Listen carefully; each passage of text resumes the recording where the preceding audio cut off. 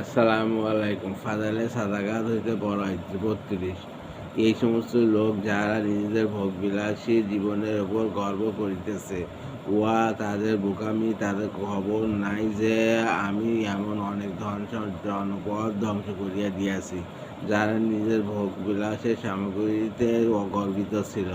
অতএব তোমরা নিজেরাই দেখিয়া লও যে তোমাদের এই সকল ঘরবাড়ি খালি পড়িয়া রহিয়াছে, যা তাদের উপর আবাদি করা হয় নাই, কিন্তু অল্পক্ষণের জন্য। কায়েস ৫৮।